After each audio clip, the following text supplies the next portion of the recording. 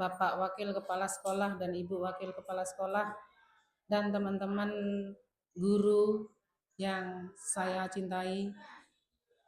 Pertama, marilah kita panjatkan puji syukur kita kehadirat Allah Subhanahu wa taala, di mana karena rahmat-Nya lah kita pagi hari ini masih dalam keadaan sehat walafiat. Tak lupa salawat dan salam kita layangkan ke junjungan alam Nabi besar Muhammad Sallallahu Alaihi Wasallam yang telah membimbing kita sehingga sampai saat ini pun kita masih dalam keadaan iman dan Islam.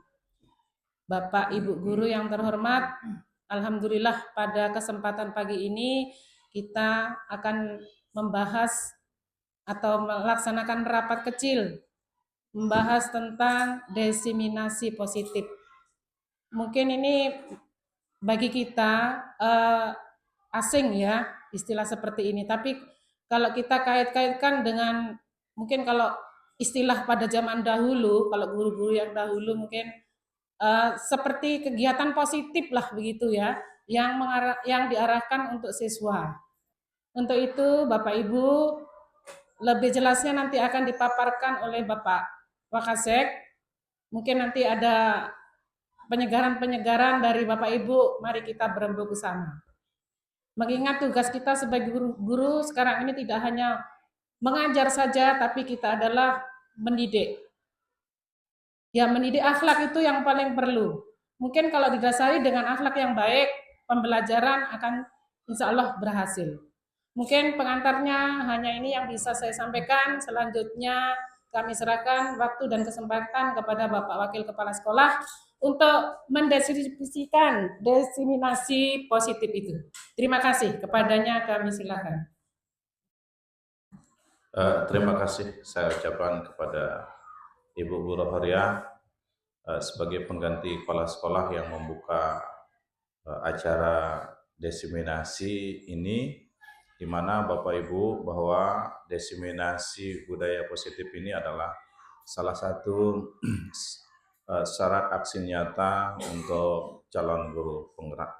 Mohon izin Bapak Ibu, saya berdiri. Jadi Bapak Ibu, izinkan saya ucapkan terima kasih kepada Bapak Kepala Sekolah, Wakil Kepala Sekolah, dan rekan-rekan semua yang dalam hal ini telah mensupport saya, yang telah banyak membantu saya dalam proses pendidikan guru penggerak Angkatan 11. Terima kasih sekali lagi saya ucapkan sebanyak-banyaknya. Alhamdulillahirrabbilalamin, wassalatu wassalamu ala asrofil anbiya wal mursalin, wa ala alihi wa sahbihi majma'in, nama ba'd. Puji syukur kita haturkan kepada Allah Subhanahu wa Ta'ala yang telah melimpahkan rahmat dan hidayahnya kepada kita semua, sehingga pada pagi hari ini kita dapat melaksanakan diseminasi aksi nyata implementasi budaya positif di sekolah kita. Dan yang kedua, tak lupa pula mari kita layangkan selawat dan salam kita ke hadirat junjungan Nabi besar Muhammad Sallallahu Alaihi Wasallam dengan ucapan Allahumma sholli ala sayyidina Muhammad wa ala ali sayyidina Muhammad. Bapak Ibu yang saya hormati, budaya positif di sekolah sebenarnya sudah lama kita gunakan, sudah banyak kita pakai. Cuma istilahnya mungkin saja yang perlu kita tingkatkan kembali. Budaya positif itu artinya apa? Dari proses pembiasaan supaya menjadi satu kebiasaan. Taruh saja misalnya gotong royong di pagi hari dalam rangka pembersihan halaman, pembersihan kelas, itu juga adalah budaya positif bagi kita di sekolah. Lalu ada kegiatan imtak, itu juga adalah merupakan satu budaya positif. Anak-anak yang selalu mengucapkan salam, lalu bersalaman dan sebagainya, itu juga adalah salah satu budaya positif Bapak Ibu. Nah, cuma perlu kita tekankan kembali dalam hal ini, bagaimana budaya positif itu kita implementasikan dari sekolah kita. Nah, ini budaya positif kita Bapak Ibu. Nah, ini ada satu pertanyaan Bapak Ibu, bagaimana hukuman bisa mendisiplinkan anak? Lalu pemberian hukuman dengan hal positif seperti membaca, membersihkan halaman sekolah dan sebagainya. Lalu yang ketiga adalah memberi penghargaan. Apakah ini termasuk budaya positif ataukah hanya sebagai hukuman? Karena nanti di slide selanjutnya akan muncul Bapak Ibu itu ya. Bagaimana kira-kira apakah ini hukuman itu adalah suatu budaya positif ataukah tidak? Nanti kita lihat di sini. Nah, ini jadi topik pembahasan kita Bapak Ibu, ada 6. Yang pertama adalah disiplin positif dan nilai-nilai kebajikan.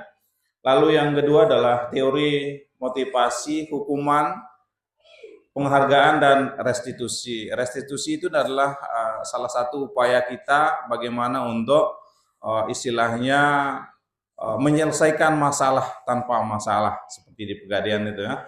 Lalu yang ketiga adalah keyakinan kelas. Keyakinan kelas ini perlu Bapak Ibu.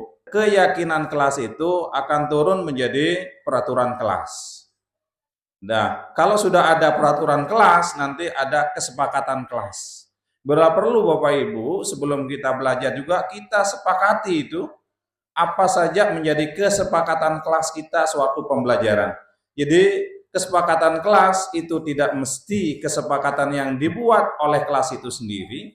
Artinya kesepakatan kelas itu dibuat per waktu kita masuk supaya anak itu ada ikatan. Ada konsekuensi dan sanksi. Jadi kita tidak menghukum anak dalam hal ini, akan tetapi kita memberikan konsekuensi. Jadi kalau mereka melakukan kesalahan ada konsekuensinya. Jadi kita tidak memberikan dalam bentuk hukuman. Selanjutnya ada kebutuhan dasar. Nanti apa saja kebutuhan dasar? Karena kita tahu bahwa masing-masing dari kita, dari anak kita itu sudah mempunyai kodrat alam. Menjadi ada kodrat masing-masing. Lalu yang ketiga adalah restitusi, di mana dalam ini adalah 5 posisi kontrol. Lalu yang keenam nanti ada segitiga restitusi dalam hal untuk menyelesaikan masalah. Nah ini kita mulai dari eksplorasi konsepnya, paradigmanya ini adalah ini Bapak Ibu. Nah ini kegiatan kepalan tangan, ini hanya perubahan paradigma. Nah ini yang disiplin positif Bapak Ibu. Kita lanjut ke sini saja supaya lebih cepat. Yang pertama, teori yang dikemukakan oleh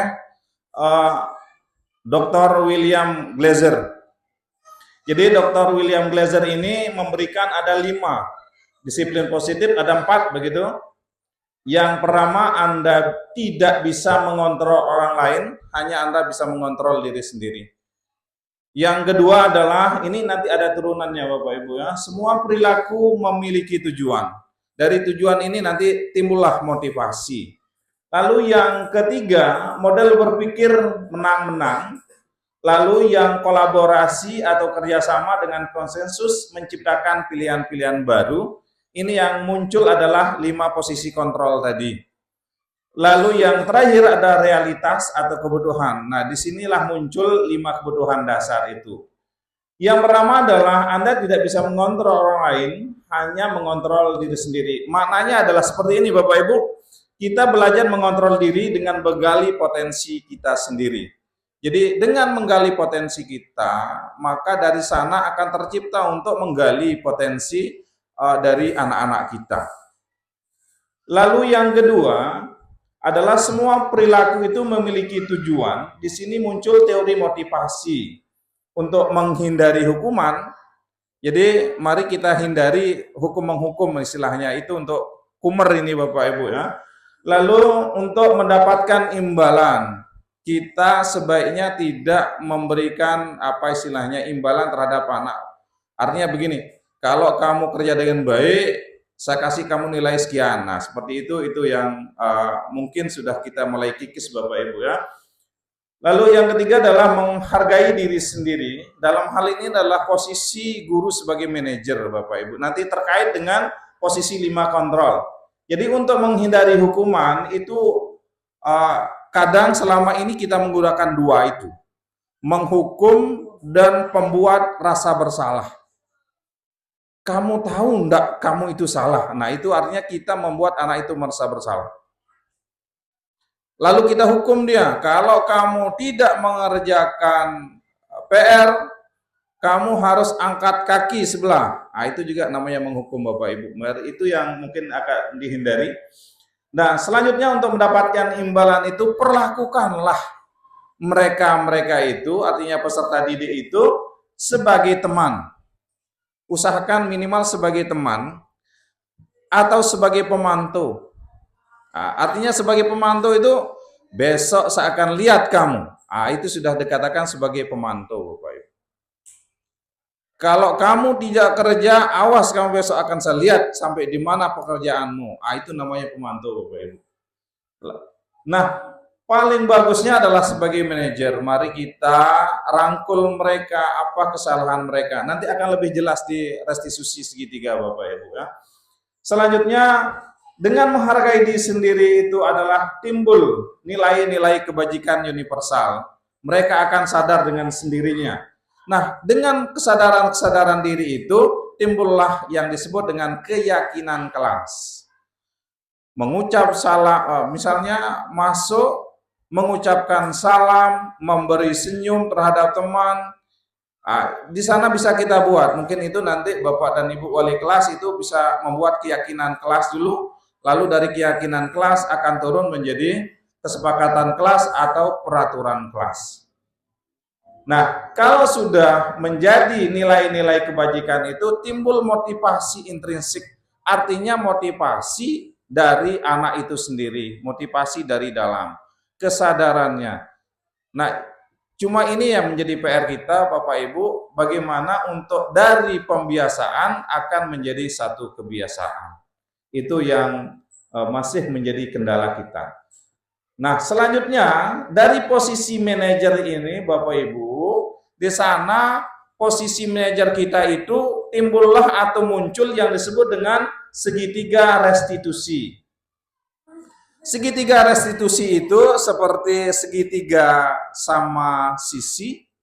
Segitiga sama sisi, Bapak Ibu. Jadi masing-masing sisinya itu yang pertama adalah menstabilkan identitas, lalu yang kedua adalah validasi kebutuhan, dan yang ketiga adalah menanyakan keyakinan. Apa itu nanti akan kita lihat lebih jelasnya. Selanjutnya yang keempat adalah realita kebutuhan yang berbeda. Itu menimbulkan 5 kebutuhan dasar. Yang pertama dari bertahan hidup, lalu penguasaan, rasa kasih sayang, kesenangan, dan kebebasan. Misalnya bertahan hidup, bagaimana semua kita mempunyai potensi untuk bertahan hidup, Bapak Ibu. Selanjutnya penguasaan, masing-masing dari anak maupun dari kita mempunyai potensi untuk menjadi penguasa. Misalnya anak itu dia tidak mau diajarkan bagaimana dia sifat penguasanya ada. Lalu sifat kebebasannya ada. Jadi mereka mau bebas, tapi bebas dalam hal ini adalah bebas yang bertanggung jawab. Selanjutnya ada kasih sayang dan rasa diterima. Bagaimana kita rangkul anak itu supaya merasa disayang, merasa diterima di kelasnya dan sebagainya di sekolah. Selanjutnya timbullah dari sana timbul rasa kesenangan. Nah, apa makna disiplin di sini? Disiplin dalam hal ini bagaimana suatu yang dilakukan pada orang lain untuk mendapatkan kepatuhan sebenarnya. Jadi dalam kata lain, apa yang sudah menjadi keyakinan kelas, apa yang menjadi kesepakatan kelas, mereka dengan sendirinya melakukan itu. Itu yang dikatakan sebagai makna disiplin. Nah, ini yang kebajikan universal. Kebajikan universal dalam hal ini Bapak Ibu adalah profil pelajar Pancasila itu. Nah, ini ada 6 profil pelajar Pancasila itu. Beriman bertakwa kepada Tuhan Yang Maha Esa dan berakhlak mulia. Lalu yang kedua adalah mandiri, bernalar kritis, berkebinekaan global, bergotong royong, dan kreatif. Nah, ini yang menjadi visi misi saya kemarin Bapak Ibu pada pendampingan kemarin pada ulasan paradigma baru. Untuk visi misi saya kemarin adalah menciptakan siswa yang unggul, inovatif, dan berkarakter profil pelajar Pancasila. Mungkin itu bisa kita jawantahkan besok, bisa mungkin nanti di semester baru atau di tahun ajaran baru mungkin nanti bisa kita evaluasi kembali visi dan misi sekolah kita supaya profil pelajar Pancasila ini bisa terakumulasi semuanya. Nah, ini untuk teori motivasi Bapak Ibu, bagaimana dari motivasi eksternal menjadi motivasi internal sampai menjadi dari internal itu tujuan disiplin positif itu tercapai. Nah, ini yang dikatakan oleh Ki Hajar Dewantara, merdeka itu artinya tidak hanya terlepas dari satu perintah, akan tetapi juga cakap membuat perintah untuk diri mereka sendiri. Jadi tidak hanya memerintah ke orang, tapi bisa memanajemen kita diri kita sendiri. Nah, ini yang diganti ya dari kata hukum menjadi penghargaan. Jadi jangka pendek ke panjang. Nah, ini penghargaan untuk menurunkan kualitas, penghargaan yang mematikan kreativitas, penghargaan itu mengurangi motivasi intrinsik. Artinya apa Bapak Ibu? Kalau kita memberi penghargaan misalnya, kalau kamu bisa jawab 2 tambah 2 sama dengan 4, saya kasih permen. Nah, begitu modelnya Bapak Ibu. Artinya kita kasih anak itu penghargaan. Itu dikatakan kalau dihukum seperti itu, dengan mengasih penghargaan, maka penghargaan itu akan menurunkan kualitas katanya di sana. Menurunkan kualitas, mematikan kreativitas, dan mengurangi motivasi dari dalam mereka sendiri. Nah, ini untuk bentuk program kebajikannya atau apresiasinya. Kita perlu beri penghargaan secara khusus pada mereka, atau kita akui dia secara pribadi, oh kamu sangat baik sebenarnya, cuma perlu ditingkatkan ini. Nah, seperti itu modelnya Bapak Ibu. Beri pengakuan ke semua murid secara bergantian. Artinya apa? Kita beri penghargaan kepada mereka, kita motivasi mereka satu persatu, tidak secara skala luas. Oh, kelas 9B baik semua. Nah, tidak seperti itu, tapi butuh dia satu persatu dihargai anak itu. Itu maksudnya. Nah, ini contohnya Bapak Ibu. Dari pengakuan atau apresiasi kebajikan. Misalnya, kemarin saya perhatikan. Nah, diganti dengan empati itu, rasa empatimu besar sekali dalam suatu pada saat menolong murid baru di kelas. Nah, ini bentuknya Bapak Ibu. Mencatat 100 kali dalam buku kalimat. Nah, kira-kira ini hukuman, pemantu, atau apa kira-kira? Konsekuensi. Mencatat 100 kali dalam buku kalimat, saya tidak akan terlambat lagi. Kira-kira apa ini? Hukuman ya. Lari mengelilingi lapangan basket 2 kali jika terlambat. Hukuman? Hukuman. Mengganti kertas tugas teman yang telah dicoret. Apa nih? Konsekuensi atau hukuman? Konsekuensi. Nah, bisa kita lihat di sini Bapak Ibu. Nah, ternyata jawaban kita pas. Nah, pas. Membersihkan tumpahan air di meja, konsekuensi. Nah, ini tindakannya. Baik, ini perbedaan konsekuensi dengan hukuman. Kalau hukuman itu sesuatu yang menyakitkan, menyakitkan, walaupun dia tidak cubit tapi hatinya yang sakit. Saya dendam terhadap ibu guru ini. Saya benci bapak guru ini. Termasuk dari saya mungkin banyak yang dibenci. Dikatakan anak-anak itu kepala sekolah tidak pernah marah. Kenapa sih dia yang harus marah saya? Katanya kemarin anak kelas 7 masih polos itu. Nah, mudah-mudahan itu akan mengubah perilaku kita Bapak Ibu, terutama saya. Mudah-mudahan, amin. Selanjutnya, kalau konsekuensinya sesuatu harus terjadi. Membuat anak merasa tidak nyaman dalam jangka waktu pendek. Nah, kalau hukuman itu sakitnya lama. Sama kayak tadi kita ngomong-ngomong di sini bahwa ada guru SD saya dulu aten-aten dong sih nanti. Itu lama, itu hukuman Bapak Ibu. Lama sampai sekarang kita dendam itu. Nah, kalau konsekuensi dendamnya pendek, enggak lama.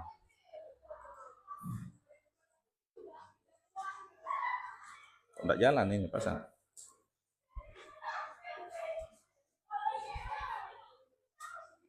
Ini restitusi Bapak Ibu. Yang kita katakan tadi ada segitiga. Lanjut pasang. Nah, ini konsekuensi dan restitusi dengan hukuman. Ini bedanya Bapak Ibu. Kita usahakan disiplin itu mengikuti konsekuensi dan restitusi. Kalau hukuman misalnya ini sesuatu yang menyakitkan, kalau konsekuensi itu sesuatu yang harus terjadi, restitusi itu suatu pilihan. Artinya apa? Kalau restitusi itu kita memberikan pilihan kepada anak. Misalnya anak itu tidak mau memasukkan baju. Kan biasanya kita hukum anak itu.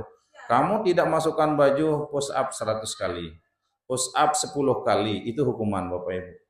Nah, kalau konsekuensi ada aturannya. Kamu tidak masukkan baju, kamu harus bagaimana aturannya. Nah, itu untuk konsekuensi. Kalau restitusi kita pilihan. Apa maunya kamu? Kalau kamu tidak masukkan baju lagi, kita kasih anak itu pilihan. Apa maunya? Dalam bentuk apa maunya? Nah, itu untuk restitusi. Jadi di sana ada validasi tindakan sampai dia menjadi keyakinan pada dirinya. Mudah-mudahan itu bisa kita laksanakan pelan-pelan Ibu, Bapak Ibu guru, karena ini adalah bukan hal yang instan, tapi butuh proses yang panjang. Tidak seperti kita membuat kue, begitu diadon, jadi dimakan. Tidak seperti itu. Mungkin sekarang tidak berubah perilakunya, insya Allah ke depannya dia akan berubah. Karena sifat dan kodrat kita sebagai manusia itu adalah sifat kebebasan, jadi anak-anak itu juga butuh perhatian dan seterusnya. Nah, ini untuk ada 9 ciri restitusi Bapak Ibu. Bukan menebus kesalahan, namun belajar dari kesalahan. Sampai restitusi itu mengembalikan murid yang berbuat salah pada kelompoknya. Salah dengan salah, benar dengan benar. Lalu kita perbaiki dari kesalahan itu menjadi satu kebenaran. Nah, ini untuk keyakinan kelas Bapak Ibu. Mengapa kita memiliki peraturan kelas menggunakan helm bila mengendarai kendaraan roda 2? Ini untuk anak SMA mungkin ya. Kalau anak kita di sini karena anak itu belum boleh menggunakan kendaraan, jadi tidak masuk ini. Ini contoh untuk anak SMA saja. Nah, ini untuk budaya positif Bapak Ibu. Dari lingkungan positif melahirkan keyakinan kelas. Dari keyakinan kelas akan melahirkan peraturan kelas. Mungkin itu nanti Bapak dan Ibu wali kelas terutama ini untuk kita buat sama-sama keyakinan kelas dan peraturan kelasnya. Nah, ini contohnya kesepakatan kelas, kami guru dan murid yang saling menyayangi, kami murid dan yang semangat belajar. Ini salah satu contoh kesepakatan kelas. Ini datang tepat waktu mengucapkan salam. Ini hanya salah satu saja. Contohnya Ibu ya. Bapak Ibu, ini ada TK ini, contohnya ini. Kesepakatan kelasnya, datang tepat waktu, mengucapkan salam, menjaga kebersihan sekolah, berdoa sebelum dan sesudah kegiatan, aktif dalam pembelajaran, tertib. Nah, ini adalah merupakan salah satu contoh kesepakatan kelas. Nah, ini ada contoh, mari kita lihat Bapak Ibu. Selalu kembalikan buku ke tempatnya, keyakinan kelas atau peraturan kelas. Dilarang mengganggu orang lain, hadir di sekolah 15 menit. Nah, ini keyakinan kelasnya ini. Belum untuk keyakinan kelasnya. Selalu mengembalikan buku ke tempatnya. Loncat kayak ini nih. Ini adalah tanggung jawab, menghormati dan seterusnya. Ini bentuk keyakinan kelasnya. Ini peraturan kelas, peraturan sekolah bisa diturunkan menjadi keyakinan kelas. Dari keyakinan kelas turun menjadi peraturan kelas. Nah, ini peraturan ini untuk peraturan sekolah Bapak Ibu. Peraturan kelas yang diturunkan menjadi keyakinan kelas. Dari keyakinan kelas ini turun menjadi peraturan kelas.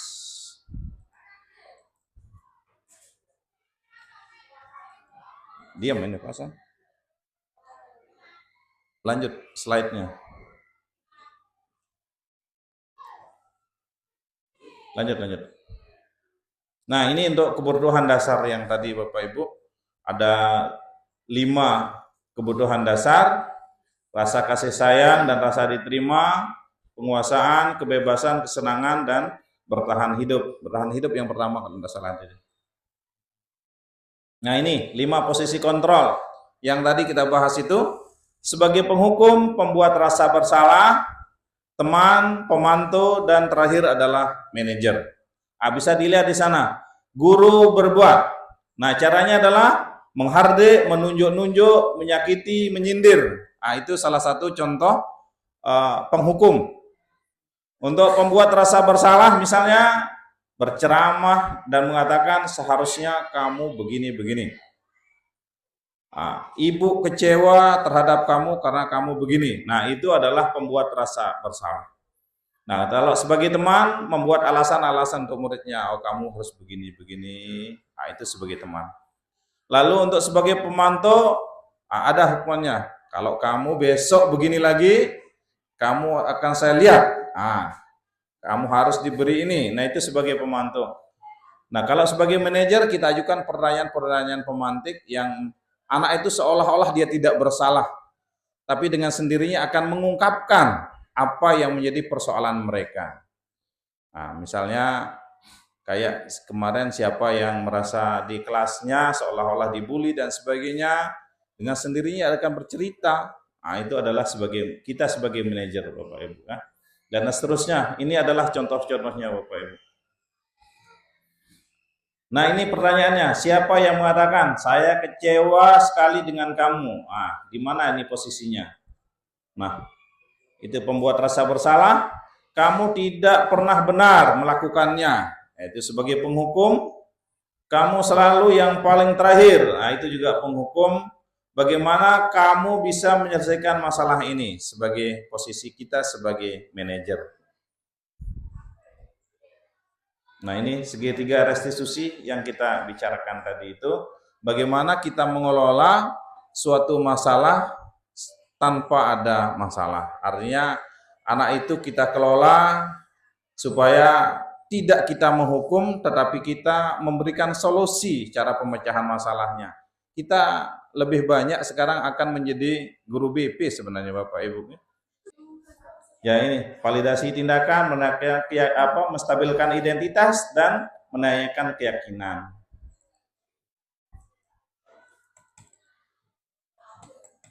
Tidak mau. Nah, ini contoh-contohnya saja Bapak Ibu. Kita lanjutkan saja Pak Hasan. Nah, ini untuk validasi kebutuhannya, guru berkata kamu bisa saja melakukan hal yang buruk, tapi kamu tidak melakukannya kan. Nah, seperti misalnya kita kehilangan uang yang kemarin, kita tahu bahwa anak itu sebenarnya pelakunya, tapi seolah-olah kita tidak tahu, supaya nanti anak itu sendiri yang akan mengungkapkan rasa bersalahnya. Nah, seperti itu untuk restitusi itu Bapak Ibu. Nah, ini untuk meningkatkan keyakinannya saja. Nah, ini terakhir Bapak Ibu, mungkin ini untuk diseminasi kita pada pagi hari ini. Terima kasih Bapak Ibu sudah meluangkan waktunya untuk mendengarkan diseminasi saya. Insya Allah mudah-mudahan ke depan keyakinan kelas dan peraturan kelas akan termaktub dalam peraturan sekolah. Peraturan sekolah ini akan termuat dalam visi dan misi sekolah kita yang akan tertuang nanti dalam tujuan dan peraturan-peraturan sekolah lainnya. Demikian Bapak Ibu, terima kasih. Wassalamualaikum warahmatullahi wabarakatuh. Ya, terima kasih kami ucapkan kepada Bapak Wakil Kepala Sekolah yang sudah memaparkan lebar dan luas ya mengenai diseminasi positif, yaitu budaya positif. Ya alhamdulillah kayaknya manfaatnya begitu besar untuk kita semua sebagai pendidik untuk anak bangsa kayaknya ya. Nah, terima kasih sekali lagi kami sampaikan kepada Bapak Wakil Kepala Sekolah. Selanjutnya kami buka mungkin sesi tanya jawab untuk menyempurnakan apa yang sudah kita sepakati, apa yang sudah disampaikan sama Bapak Wakil Kepala Sekolah. Kami silahkan Bapak Ibu Guru. Ya, Pak Guru Hasan. Pakai mic bisa supaya suaranya. Pak, jelas suaranya. Soalnya direkam. Saya dari sini aja ya. Bismillah. Ya, baik, terima kasih sama Ibu Guru Hor ya sebagai moderator. Assalamualaikum warahmatullahi wabarakatuh. Dari apa yang tadi dipaparkan ya terkait diseminasi aksi nyata tentang budaya positif atau disiplin positif sekolah tadi sangat menarik, sangat menarik sekali ya, terutama pada poin perbedaan antara hukuman kemudian konsekuensi dengan restitusi tadi ya. Tadi cukup panjang lebar ya, meskipun singkat tapi cukup padat tadi apa yang beliau sampaikan tentang perbedaan antara ketiga hal tadi. Namun alhamdulillah saya sedikit mendapatkan gambaran tentang rangkumannya dari ketiga hal itu ya. Jadi nanti mohon izin dikoreksi kalau apa yang saya pahami dari perbedaan ketiga hal itu ternyata belum tepat gitu ya. Jadi kalau yang saya pahami tadi bahwa hukuman itu biasanya itu tidak langsung berkaitan dengan pelanggaran yang dilakukan. Ya, kalau konsekuensi itu masih ada kaitannya antara pelanggaran dengan hukuman dengan sanksi yang diberikan. Ya. Kemudian kalau restitusi apa namanya, siswa yang melakukan pelanggaran itu dikomunikasikan sedemikian rupa sehingga dia sendiri yang merasa dirinya bersalah, kemudian dia dari dirinya tanpa paksaan mau bertanggung jawab. Misalkan kalau dengan satu contoh, misalkan ada salah satu siswa yang memecahkan kaca jendela kelas misalkan. Kalau misalkan dia diberi sanksi dengan dia disuruh push up 100 kali atau dia dibentak-bentak atau dia diberikan stigma-stigma yang buruk secara verbal, misalkan kamu ini dasar anak nakal dan sebagainya, saya memahami itu lebih kepada hukuman karena tidak ada keterkaitan antara memecah kaca dengan push up. Namun ketika dia memecahkan kaca kemudian kita suruh dia mengganti tanpa kita memberikan apa namanya pendekatan secara psikologis, maka itu lebih kepada konsekuensi. Namun apabila ketika kita berikan dia pendekatan yang komunikatif, misalkan misalkan dengan kita bertanya, kamu sadar nggak bahwa apa yang kamu lakukan ini salah? Atau kira-kira apa yang kamu lakukan tadi itu menurutmu benar atau salah? Kan nanti dia dengan sendirinya akan merasa bahwa apa yang dia lakukan itu salah. Nah, kemudian kira-kira yang dirugikan dengan kamu melakukan yang tadi itu pecah kaca itu siapa saja? Terus kira-kira menurutmu harus nggak kamu bertanggung jawab dengan apa yang sudah lakukan? Dan kira-kira tanggung jawab yang bagaimana yang akan kamu tunjukkan? Nah, kalau yang ini saya lebih melihatnya sebagai restitusi ya. Sehingga dari diri anak itu dia tanpa kita vonis bersalah, dia dari diri sendiri merasa dirinya bersalah dan bangkit secara instruksi sikap mau bertanggung jawabnya. Jadi itu yang sedikit saya bisa pahami, simpulkan dari paparan tadi. Nah, kalau ada yang kira-kira kurang pas dengan apa yang saya pahami, saya mohon dikoreksi. Ya, terima kasih. Nah, ya, Assalamualaikum warahmatullahi wabarakatuh. Waalaikumsalam warahmatullahi wabarakatuh. Benar sekali Pak Hasan, jadi itu hukuman, konsekuensi dan restitusi. Memang kalau kita menghukum sembarangan aja kita, mau suruh anak push up, mau suruh lari, nah itu sebagai hukuman, atau kita sebagai penghukum, dan itu yang harus kita hindari. Yang kedua, konsekuensi juga sama, konsekuensi seperti tadi anak pecahkan kaca harus dia ganti, itu juga konsekuensi. Tapi itu juga setengah dari kebolehan mungkin. Tapi mari kita usahakan, kalau sekarang mari kita pakai sistem restitusi tadi, supaya anak tidak tersakiti, masalah teratasi. Kita juga senang melihat hal itu. Nah, jadi kita istilahnya tadi itu menyelesaikan masalah tanpa masalah. Jadi anak itu merasa bersalah dan bertanggung atas apa yang pernah dia berbuat. Dia tidak akan merasa tersakiti, baik berupa perasaannya dan sebagainya. Terima kasih Pak atas elaborasinya. Ada yang lain Bapak Ibu? Baik, terima kasih atas waktu yang diberikan. Jadi yang secara pribadi ingin menanggapi apa yang disampaikan oleh Pak Guru Dana tadi tentang kesepakatan kelas. Kalau diberikan contoh seperti tadi, misal guru terlambat 5 menit. Nah sekarang yang membuat kesepakatan kelas ini antara siapa dan siapa. Nah ini kalau misalnya antara guru, contoh guru mata pelajaran, contoh pendidikan Pancasila menurut kurikulum Merdeka atau kurikulum 13 PPKN sekarang masuk, membuat kesepakatan kelas di situ. Nah itu artinya kesepakatan ini dibuat per setiap kali masuk. Nah tetapi kalau ketika sudah ada ketentuan guru terlambat 5 menit pintu ditutup, itu artinya jauh sebelum mulai pembelajaran, minimal masuk misalnya di awal pembelajaran sudah ada kesepakatan. Terus yang membuat itu siapa? Antar siapa dan siapa? Nah ini ketika antara guru yang bersangkutan dengan siswa, artinya ketika masuk lalu kita buat kesepakatan sekarang anak-anak. Ini yang kita sepakati dalam pembelajaran dengan materi yang akan disampaikan, akan Anda pelajari sekarang ini. Nah ini kesepakatan, mungkin itu bisa terjadi. Tetapi kalau misalnya kesepakatan tadi, kalau guru terlambat 5 menit tidak usah masuk, siswa terlambat 5 menit tidak boleh masuk.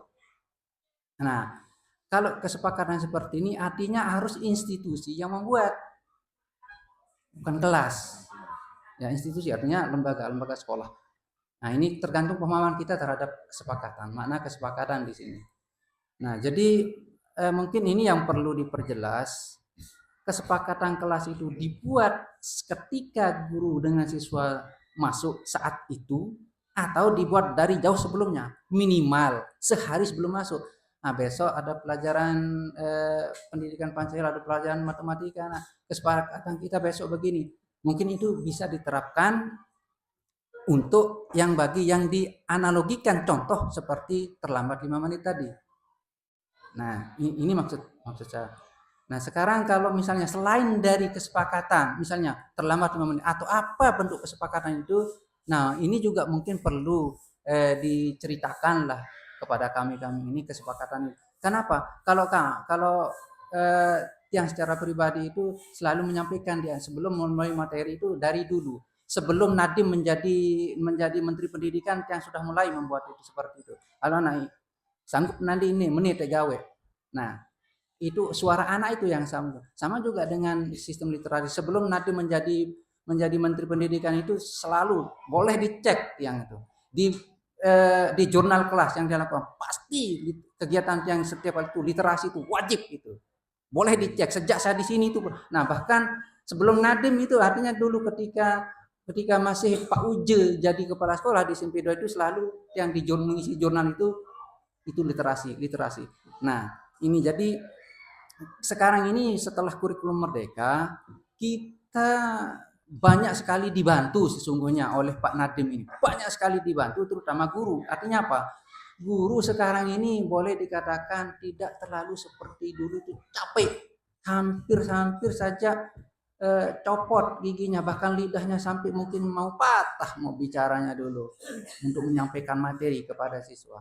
Nah, tetapi sekarang ini dengan ini sangat dibantu kita oleh menteri ini. Jadi apa? Guru boleh dikatakan santai. Kenapa? Seperti tadi ada kesepakatan anak kan nanti di sana anak kan bisa berkolaborasi, berelaborasi anak-anak di situ. Tinggal kita apa? Seperti tadi fasilitator. Nah ini. Nah sekarang guru sebagai fasilitator di sini ini apakah bisa didukung oleh adanya semacam media dari sekolah atau sarana dari sekolah ketika guru sebagai fasilitator. Contoh sekarang di materi kami yang PKN ada kegiatan anak itu untuk bagaimana menyaksikan kegiatan sidang DPR, mungkin DPR kabupaten yang lebih dekat, dalam rangka apa? Mempelajari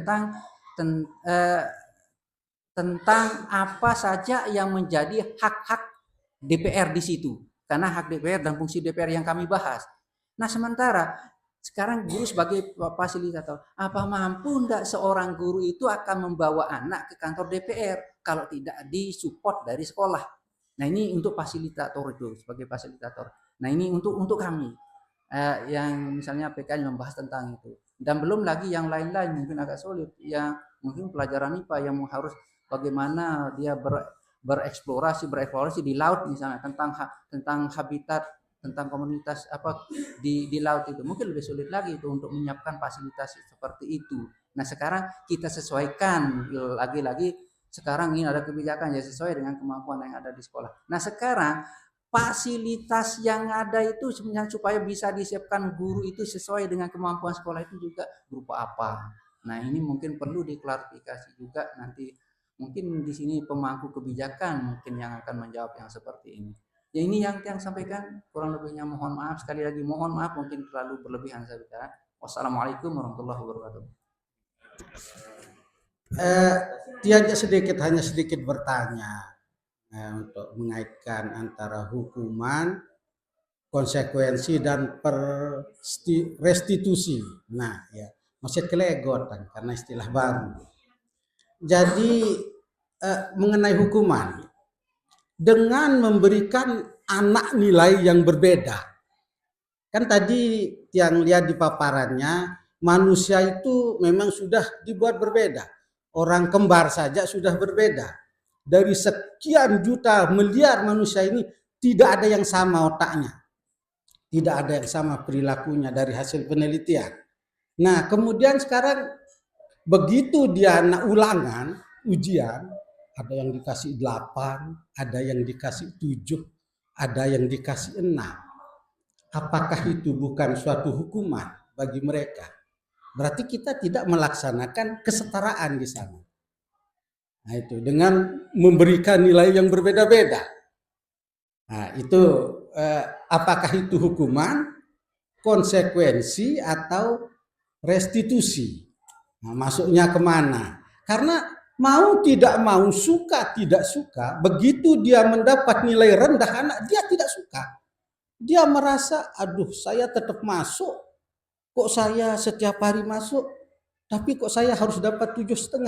Dia 2-3 kali nggak masuk bisa dapat 8, karena otaknya lebih, hadiah dari Tuhan itu lebih dia terima.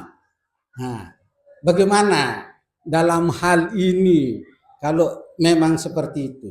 Nah, yang kedua kaitannya dengan budaya. Karena budaya apa namanya tadi? Budaya positif. Nah, hukuman, konsekuensi dan restitusi di setiap tempat itu harus berbeda kalau begitu. Karena kita lingkungan budaya kita berbeda-beda. Tidak bisa disamakan dengan kalau maaf saja, nggih. Nah, misalnya di SD berapa di Sakra itu yang banyak muridnya dari pedalaman, kalau jalan tabe terus segala macam, tapi kadang-kadang asal masuk gitu gini. Nah itu yang mungkin perlu sedikit tambahan mengenai kaitannya dengan budaya. Nah karena budaya kita itu banyak menghukum. Nah, misalnya kalau konsekuensi misalnya dia digerebek misalnya ini contoh dari luar pendidikan digerebek waktu berbuat asusila, konsekuensinya kan tidak disenangi, dan seterusnya. Nah, bagaimana kalau anak itu seperti dia mengambil uang terus diketahui sama temannya, ditinggalkan teman, apakah itu apa maksudnya? Jadi mungkin perlu dikaitkan dengan budaya lebih mendalam, baru kita bisa mendefinisikan ini budaya kita di Sakra Timur itu seperti ini. Nah, baru kita bisa mendefinisikan bagaimana caranya kita menerapkannya. Nah, misalnya kita suruh, kan tidak boleh sekarang kalau anak nakal di kelas itu dia yang membuat ribut, akhirnya yang pernah lakukan saya suruh keluar. Begitu dia keluar, anak itu yang lain sepi, tenang. Begitu dia ada anak itu di kelas itu ribut, itu saja yang kita tegur. Kenapa kita mengambil keputusan untuk mengeluarkan hukuman, mengeluarkan dari kelas untuk tidak merugikan. Kita korbankan satu orang untuk menyelamatkan 24 orang. Nah, itu kadang-kadang hukuman itu bisa bernilai positif untuk orang lain. Tapi kalau kita biarkan, kita harus tadi kadang-kadang karena lingkungannya di rumahnya, budayanya memang begitu, pendidikannya karena tinggal sama nenek, tidak tinggal sama orang tua, jadi sulit. Nah, ini yang menjadi kendala mungkin bagi kita. Nah, tapi secara keseluruhan apa yang disampaikan tadi itu luar biasa, sangat bagus, ideal. Tapi dalam pelaksanaannya itu yang perlu mungkin kita lebih pikirkan mungkin itu. Nah, mungkin ini saja dulu yang bisa Tian sampaikan. Terima kasih. Wassalamualaikum warahmatullahi wabarakatuh. Peraturan kelas itu atau kesepakatan kelas itu yang membuat siapa? Sementara yang sudah dilaksanakan oleh Bu Guru Indri sudah jadi ya kesepakatan kelasnya ya. Ya, coba ini pakai ini. Makanya saya pakai contoh Bu Guru Indri supaya mungkin ada gambaran. Tambahan mengenai kesepakatan kelas ya, saya tanggapi dari Pak Guru Hanan.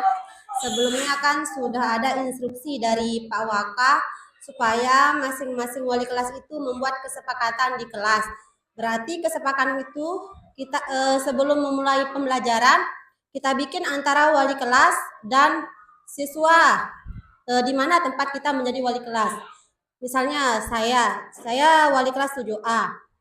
Nah, sebelumnya saya dan siswa-siswa membuat kesepakatan kelas dengan syarat siswa menulis apa yang dia mau menjadi kesepakatan kelas peraturannya. Kemudian itu yang saya pilah-pilah mana yang lebih bagus, lebih baik. Nah, itu yang saya buatkan seperti ini Pak Guru. Nah, ini. Nah, kertas-kertas yang sudah ditulis oleh siswa itu saya rangkum seperti ini. Inilah jadi kesepakatan kelasnya. Yang pertama di sini saya ambil mulai dari kehadiran dan keterlambatan.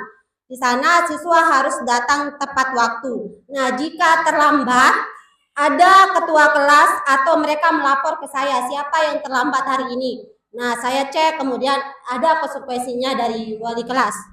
Kemudian contoh yang kedua, seperti kebersihan dan kerapian. Kan setiap hari ada program kita namanya 7K.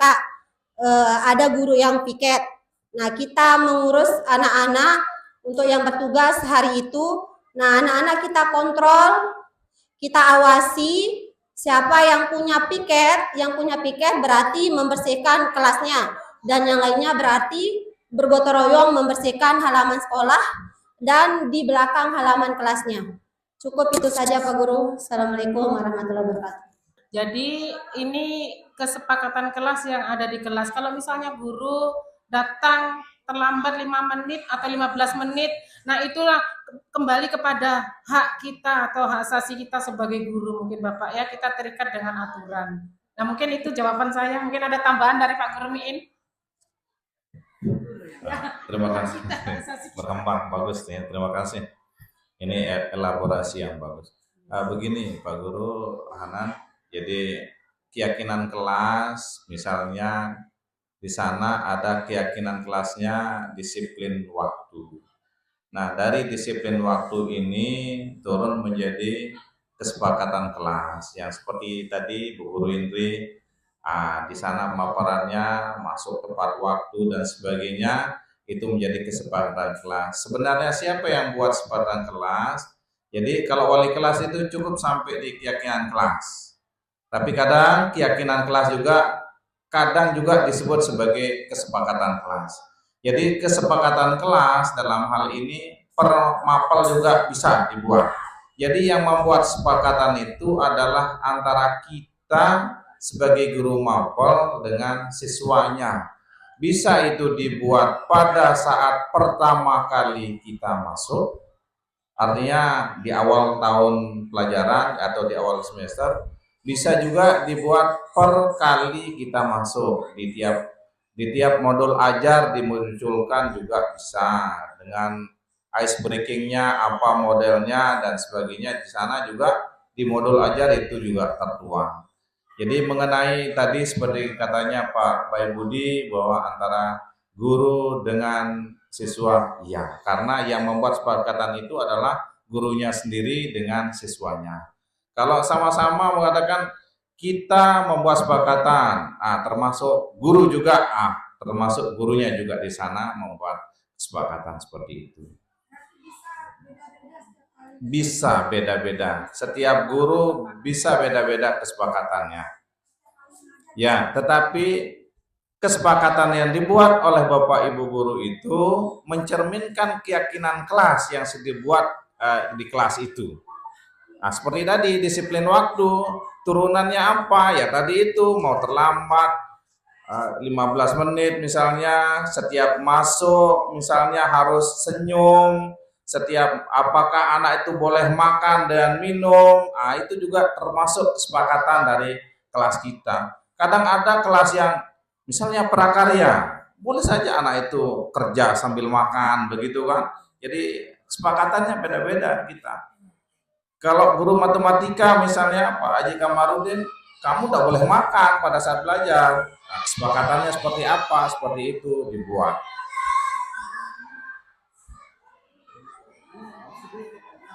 Okay. Kesepakatan kelas itu bisa menyimpang dengan kesepakatan contoh seperti Oke. Jadi yang sudah sepakat sama anak, kalau saya terlambat datang, kamu ambil buku paket di sekolah, baca buku di sini. Masuk. Literasi larinya bisa.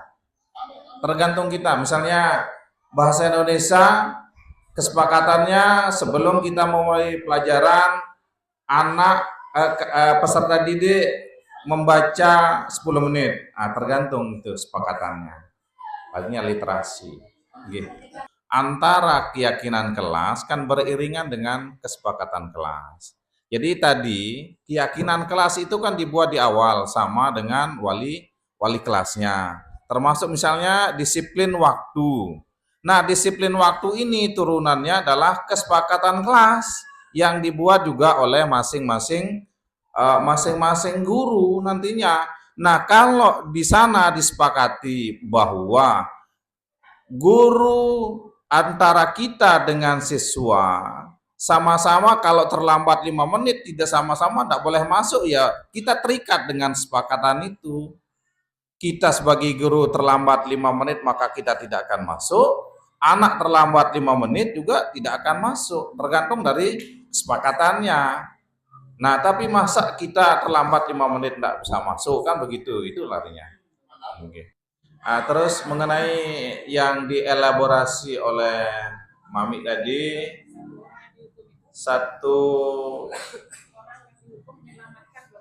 nah itu larinya tadi itu juga sama, kesepakatan itu larinya.